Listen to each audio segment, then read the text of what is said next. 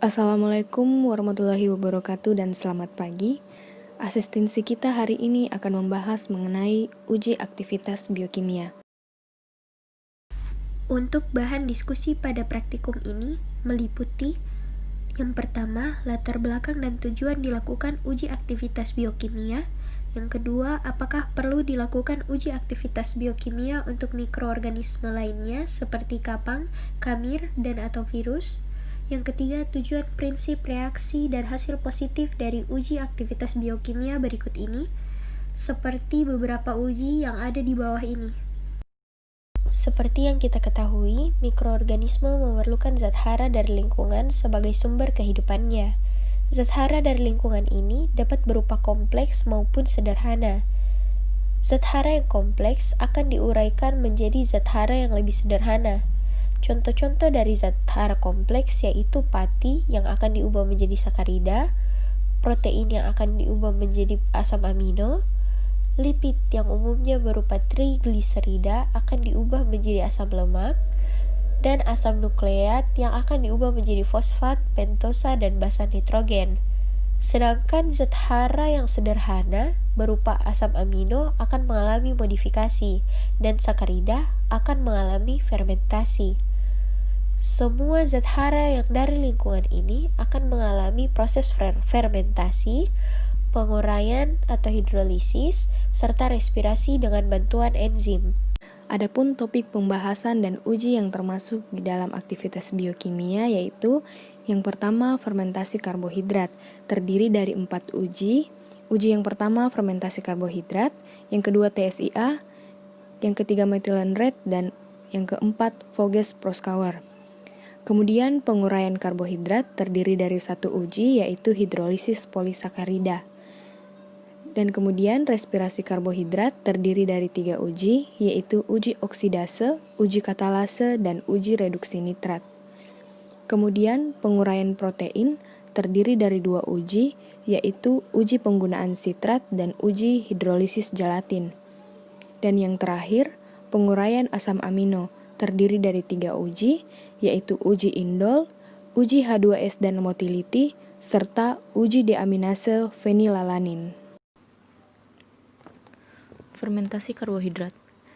Tujuan dari pengujian ini yakni untuk membedakan bakteri yang mampu mengubah gula menjadi asam-asam melalui proses fermentasi, di mana prinsipnya monosakarida, misalnya glukosa, mengalami fermentasi menghasilkan asam-asam organik dan atau gas, sehingga akan terjadi perubahan warna serta terbentuknya gelembung gas di dalam tabung Durham.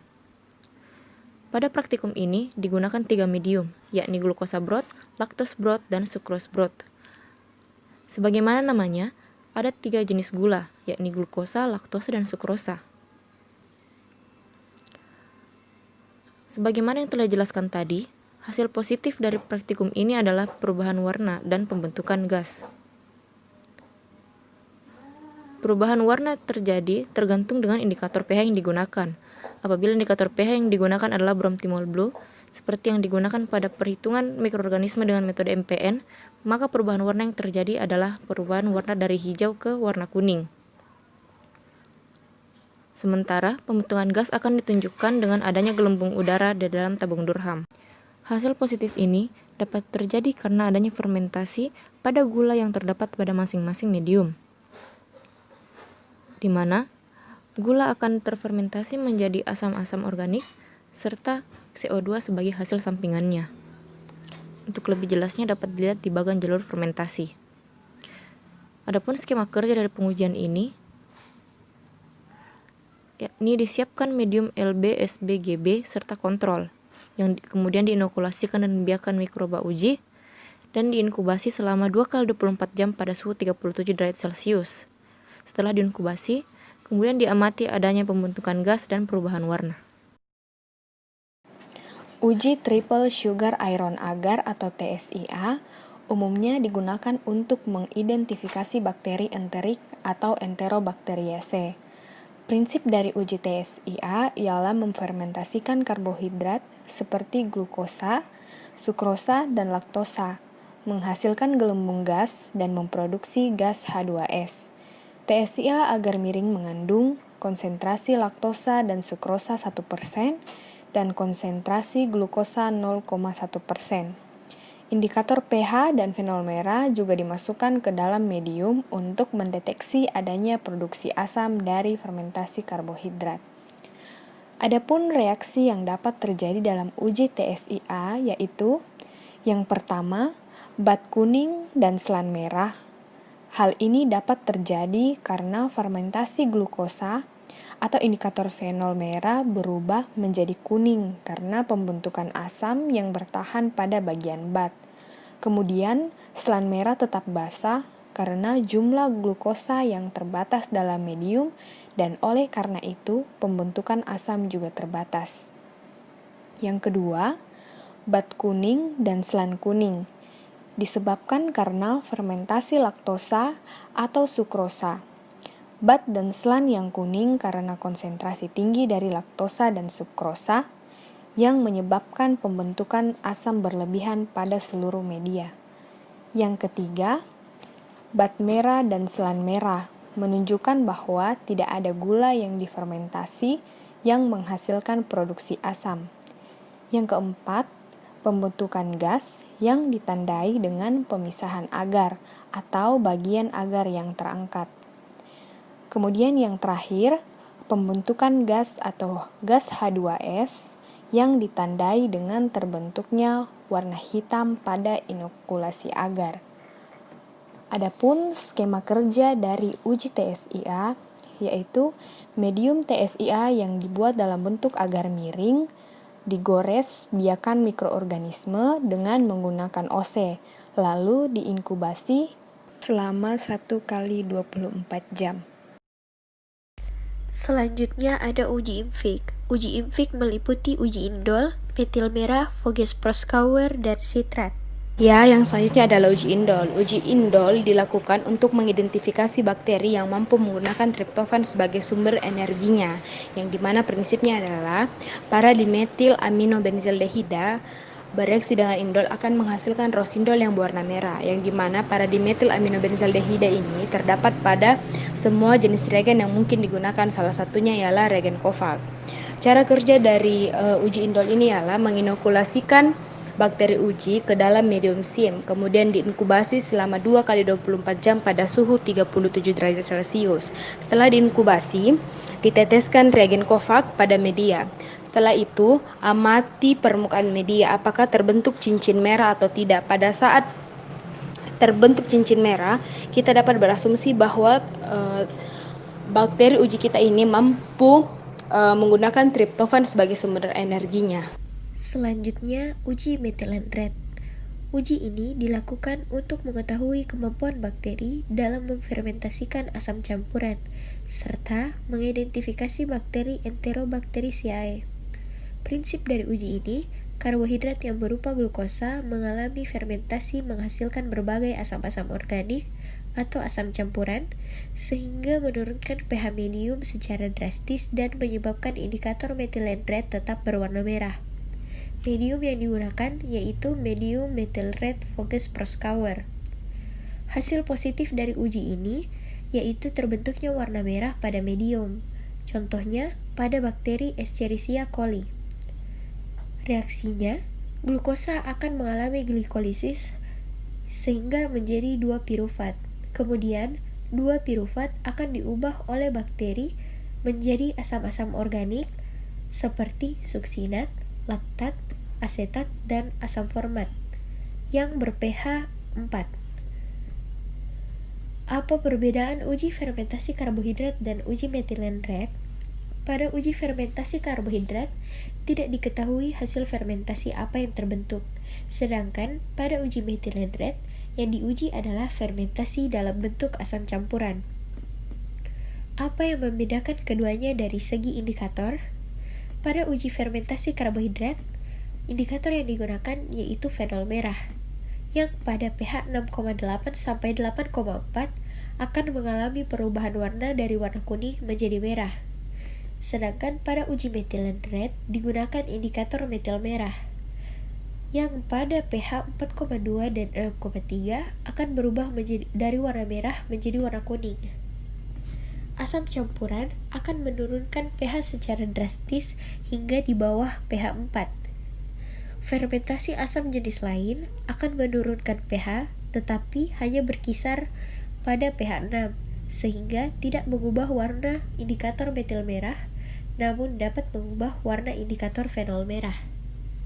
Skema kerja: tabung reaksi yang berisi medium MRVP diinokulasikan dengan biakan mikroorganisme uji, kemudian diinkubasi selama 5-7 kali 24 jam pada suhu kamar.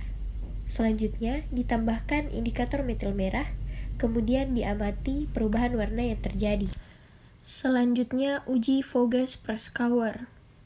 Uji ini dilakukan untuk mengidentifikasi bakteri yang memfermentasikan 2,3 butanadiol. Prinsip dari uji ini ialah karbohidrat yang berupa glukosa mengalami fermentasi menghasilkan 2,3 butanadiol.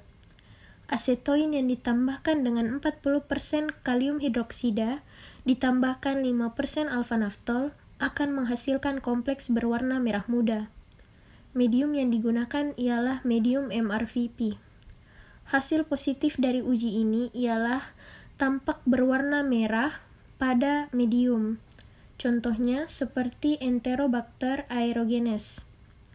Reaksinya, asetil metil karbinol atau yang biasa dikenal dengan asetoin, ketika direaksikan dengan alfa-naftol akan mengalami oksidasi dibantu dengan 40% kalium hidroksida, sehingga menghasilkan diasetil ditambah dengan guanidin group of peptone atau biasa yang dikenal dengan kreatin.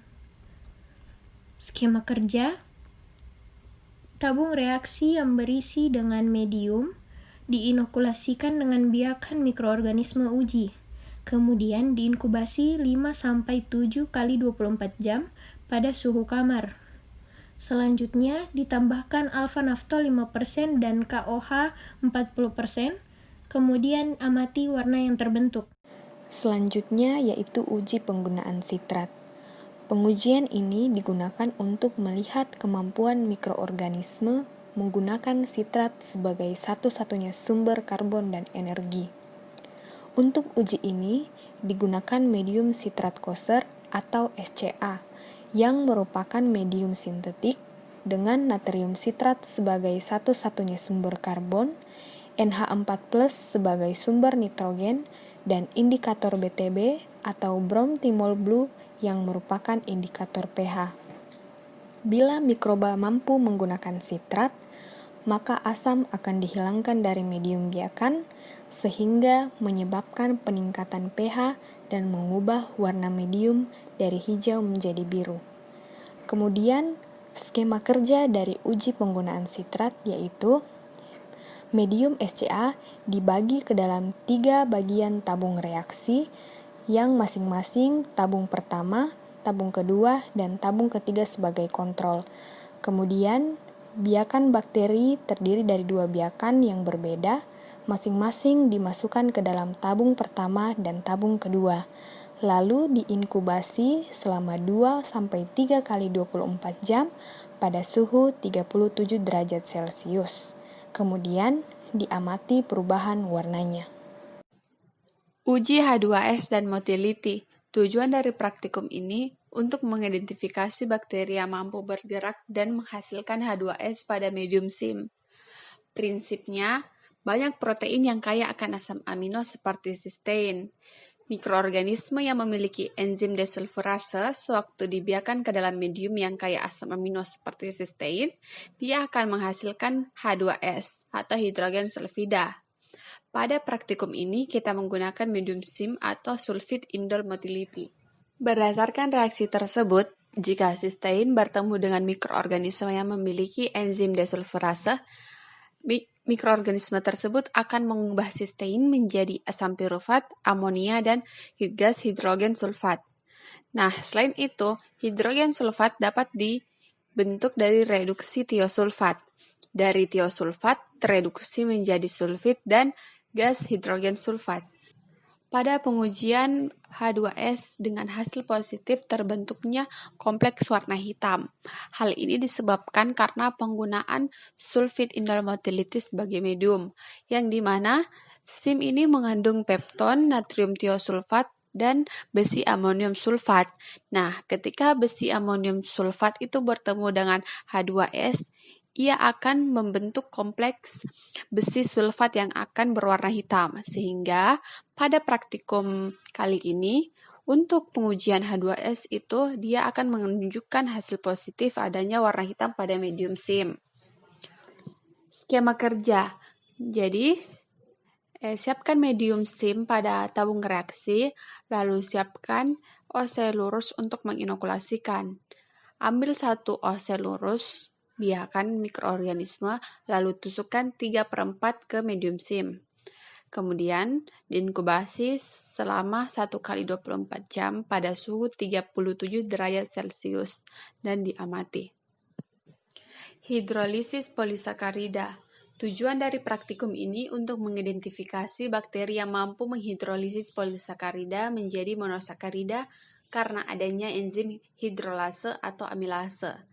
Pada prinsipnya, pati adalah polisakarida yang merupakan rangkaian dari banyak sakarida. Bila pati dihidrolisis dengan bantuan enzim amilase, pati atau polisakarida akan terurai menjadi monosakarida atau disakarida, misalnya maltosa dan glukosa. Berdasarkan reaksi tersebut, apabila starch yang berupa amilosa, amilopektin, ataupun polisakarida besar yang akan terurai dengan enzim amilase dengan bantuan H2O akan menghasilkan dextrin, maltosa, dan glukosa. Dextrin ini merupakan intermediat polisakarida, maltosa merupakan disakarida, dan glukosa merupakan monosakarida. Hasil positif dari hidrolisis polisakarida dapat diketahui dengan penambahan iod. Apabila polisakarida ditambahkan iod, ia akan membentuk kompleks biru. Sementara, setelah hidrolisis polisakarida menjadi disakarida atau monosakarida, apabila direaksikan dengan iod, ia akan membentuk zona bening atau tidak adanya kompleks biru yang terbentuk. Sehingga dapat dikatakan bahwa hasil positif hidrolisis polisakarida dengan penambahan iod, yakni tidak adanya kompleks biru yang terbentuk atau akan membentuk zona bening. Skema kerja. Jadi siapkan medium starch agar, kemudian masukkan ke dalam cawan Petri, tunggu hingga memadat. Setelah itu masukkan 0,1 ml suspensi mikroorganisme, lalu sebar menggunakan spreader. Kemudian inkubasi 1 kali 24 jam pada suhu 37 derajat Celcius. Setelah itu dilakukan pengamatan dengan penambahan indikator iod 1-2 tetes. Kemudian amatilah warna yang akan terbentuk. Selanjutnya, uji katalase. Uji katalase bertujuan untuk mengidentifikasi bakteri yang memiliki enzim katalase. Katalase merupakan enzim yang menguraikan hidrogen peroksida atau H2O2 menjadi air dan oksigen. Hidrogen peroksida bersifat toksik karena dapat mengaktifasi enzim dalam sel. H2O2 terbentuk sewaktu metabolisme aerob. Reaksi penguraiannya dapat dilihat pada gambar. H2O2 terurai menjadi air atau H2O dan oksigen atau O2. Kemudian cara kerja. Larutan H2O2 3% ditetesi 2-3 tetes ke atas objek gelas. Kemudian ditambahkan biakan bakteri yang diteteskan pada H2O2 3%. Kemudian diamati gelembung udara pada tetesan. Apabila terdapat gelembung udara, maka hasilnya positif. Apabila tidak terdapat gelembung udara, maka hasilnya negatif. Hidrolisis gelatin. Hidrolisis gelatin bertujuan untuk menguji apakah suatu mikroba memiliki enzim gelatinase yang mampu menguraikan gelatin. Gelatin merupakan salah satu jenis protein. Protein yang pada kondisi dingin berbentuk seperti gel. Cara kerjanya ialah biakan bakteri dimasukkan ke dalam medium gelatin yang kemudian diinkubasi 1-3 kali 24 jam. Kemudian dimasukkan ke dalam kulkas 10-15 menit. Kemudian diamati kekentalannya. Baiklah, sekian mengenai asistensi aktivitas biokimia pada hari ini. Apabila ada beberapa kata yang salah atau kurang berkenan di hati, mohon dimaafkan. Wabillahi taufik wal hidayah. Wassalamualaikum warahmatullahi wabarakatuh.